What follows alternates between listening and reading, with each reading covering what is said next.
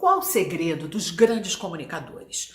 Qual o grande segredo das pessoas que conseguem se comunicar de uma forma tão eficiente que elas conseguem todos os resultados que elas desejam? Será que essas pessoas nasceram se viradas para a lua? Será que Deus foi lá na maternidade e falou: você, você e você vão nascer com esse dom? Não. É uma habilidade que é para ser desenvolvida, treinada, aprendida. Tudo bem, algumas pessoas têm um certo carisma e se dão muito bem a partir dele, mas nem todas as pessoas que são boas oradoras, que conseguem excelentes resultados através da comunicação, são carismáticas. Nem todas têm aquele dom, sabe, de encantar, de serem simpáticas. Não. Muitos bons oradores são tímidos, tem até um certo medo de falar, tem uma certa insegurança, mas conseguem usar isso a seu favor. Qual é o segredo, então, das pessoas que não nasceram viradas para a lua, mas conseguem ter muito sucesso na oratória, na comunicação? Vou contar para vocês. Nesse mundo aqui que vivemos, em especial o mundo ocidental, nós não somos ensinados para aprender a nos comunicar.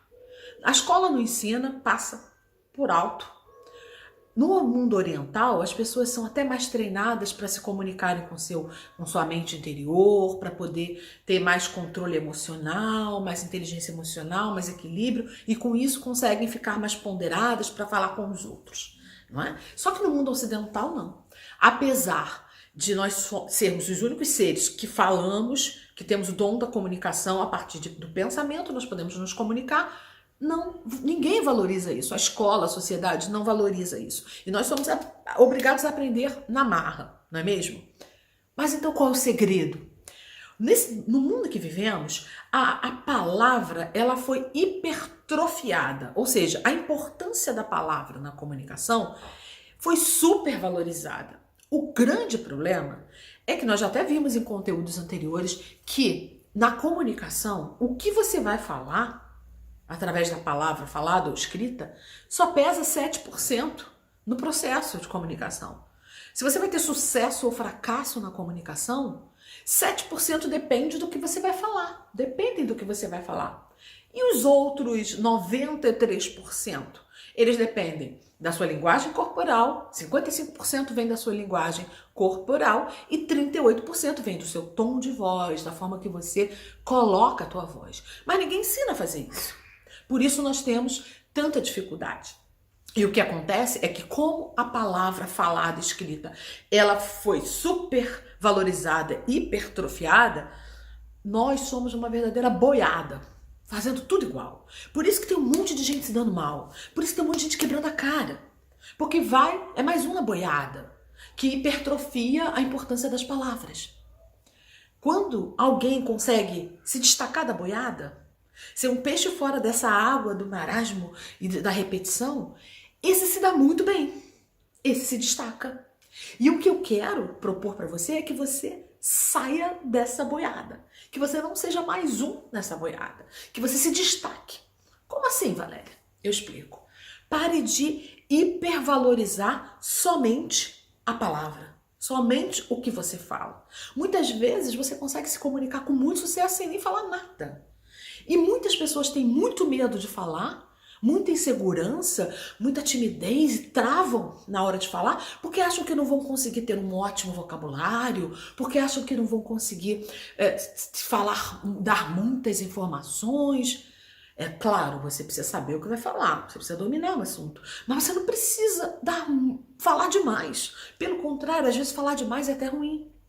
O segredo é utilizar o que você vai falar na medida certa, 7%. O restante dos 93% você tem que investir na sua linguagem corporal e no seu tom de voz. Isso faz toda a diferença. Eu vou dar para vocês agora aqui 3 dicas muito rápidas, muito práticas, para vocês entenderem como existem outros recursos que ajudam no processo da comunicação sem ser a palavra. Quer ver? Primeira dica que eu vou dar tem a ver com a linguagem corporal, tem a ver com a fisiologia. Quando você estiver de pé para poder dar uma palestra, fazer uma apresentação, gravar um vídeo, participar de uma reunião, se equilibre sobre os 2 pés. Isso vai te dar tranquilidade. Isso vai mostrar para o seu cérebro que você está equilibrado. Isso vai fazer com que quem que está te ouvindo perceba, ela está equilibrada. Isso distribui o teu peso, facilita a tua respiração. E se você estiver sentado, sente numa posição confortável, que a coluna fique ereta, que não fique nem relaxado e nem muito tenso, nem muito jogado. Ereta. É uma postura que fala muito. Fala para quem vê e fala até para o seu cérebro para te dar tranquilidade.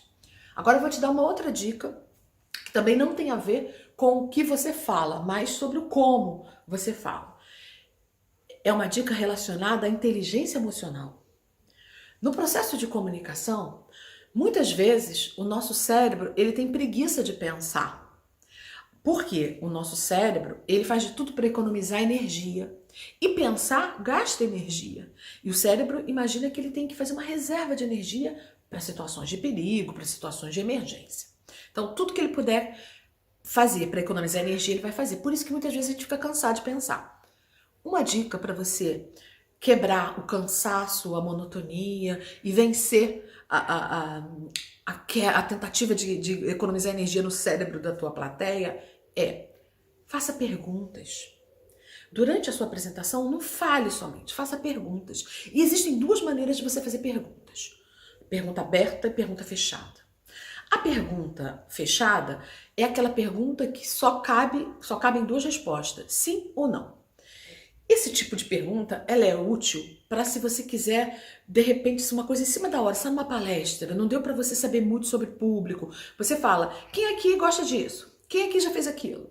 Sim ou não? Você gosta? Quem é sim, levanta a mão. Quem é não? É para você ter uma ideia de quantidade, para você ter uma projeção estatística. Funciona para você ter uma resposta rápida. Agora, se você tiver a oportunidade de fazer perguntas abertas são aquelas em que não cabem sim ou não, que a pessoa tem que responder alguma coisa. Como, por exemplo, se você ganhasse na loteria agora, o que você faria com o dinheiro? Esse tipo de pergunta não cabe sim ou não. É a pessoa obrigada a pensar. Quando ela é obrigada a pensar, ela vence aquele cansaço, aquela preguicinha mental. Ela vai pensar. E ao pensar, ela já está comprando a tua ideia. Ao comprar a tua ideia, é meio caminho andado para ela comprar a mensagem que você está passando.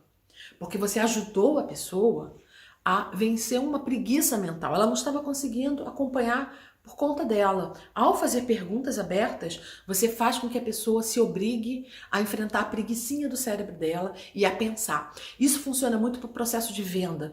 Quando o cliente está indeciso sobre um carro, por exemplo. Que carro ele quer? Ele nem sabe, na verdade, se vai querer comprar ou não o carro. Ele acha legal, mas não sabe se quer, se não quer, se vale a pena ou não. Um bom vendedor é aquele que vai chegar para o cliente e vai falar o seguinte: se você comprar esse carro, qual o primeiro lugar que você pretende visitar com ele? Ou quem vai ser a primeira pessoa que vai sentar aí ao teu lado quando você comprar esse carro?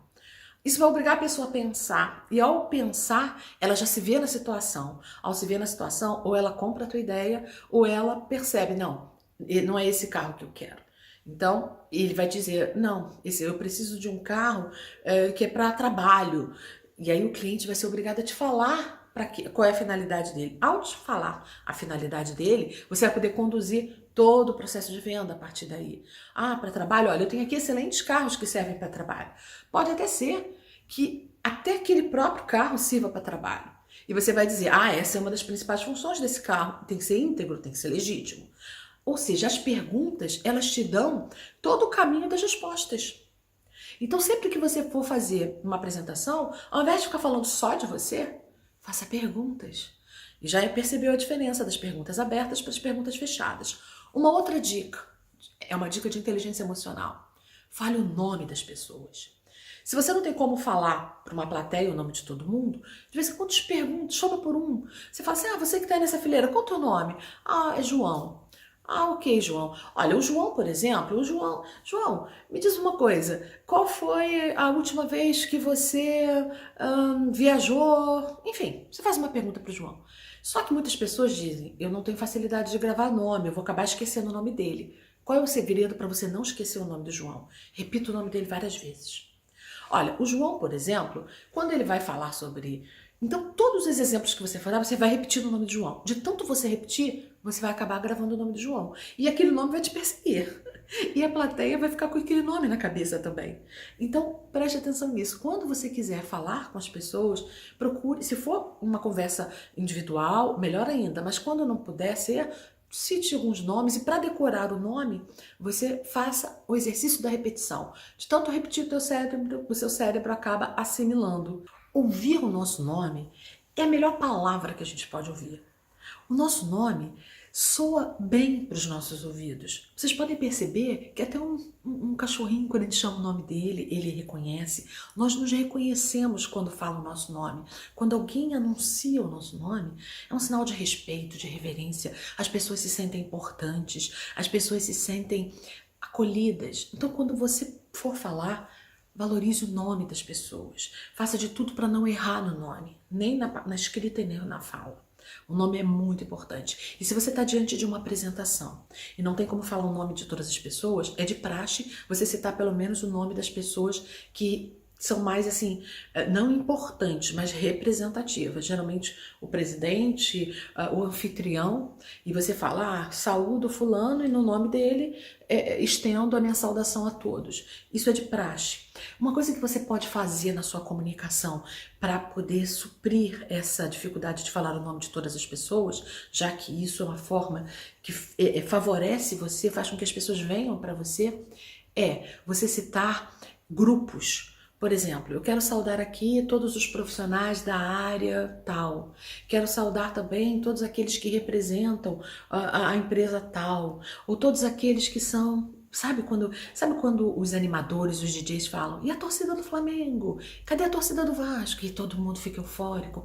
Quando a gente consegue chamar grupos, aqueles grupos se sentem acolhidos. Então é muito importante, sempre que você puder na sua comunicação, se referir a grupos que estão ali para eles se sentirem acolhidos, mas você tem que fazer isso da forma mais abrangente possível. Você não pode acolher um e deixar outros de lado. Então você tem que se referir a todos. Olha, quero saudar aqui a todos os profissionais, a todos os representantes do setor tal, a todos os representantes do setor econômico, do setor político. Você tenta se referir da forma mais abrangente, mas ao mesmo tempo, quanto mais específica, melhor. Isso vai fazer com que as pessoas venham para você, demonstra simpatia, demonstra educação, demonstra gentileza e certamente vai soar muito bem a teu favor. Isso é muito importante se você puder falar o nome das pessoas. Com relação à repetição, é um outro fator também que faz toda a diferença. Sempre que você quiser enfatizar uma mensagem, aquela é a mensagem principal, repita essa mensagem algumas vezes na sua fala. É lógico, não fale a mesma coisa do mesmo jeito, mas tente falar da mesma coisa, mas de forma diferente, para poder consolidar. A repetição, ela é a melhor forma de criar hábitos, ela é a melhor forma de criar rotinas e ela é a melhor forma de criar pensamentos. De tanto você pensar a mesma coisa, você acaba acreditando. Já repararam que tem muitas pessoas mentirosas, que elas repetem, daqui a pouco elas mesmas estão acreditando na mentira delas? De tanto repetir. Então a repetição é um outro recurso muito importante e vale principalmente para a questão do nome. Vocês viram aí que eu dei dicas assim diferentes? Em nenhum momento eu falei exatamente sobre a boa oratória, a boa linguagem, que é importante, mas que não é só isso. Que ela implica em inteligência emocional, ela implica em tom de voz, ela implica em linguagem do corpo. Então, numa apresentação, tira o peso do medo que você tem de não saber falar bem. Você vai dominar o assunto, você vai ter a confiança de que você domina e, o mais, você vai caprichar no tom de voz, você vai caprichar na sua linguagem corporal, vai utilizar todos os recursos dos gestos bem colocados, da posição, que mostra tanto para você, para o seu cérebro, que você está seguro, como para quem está ouvindo.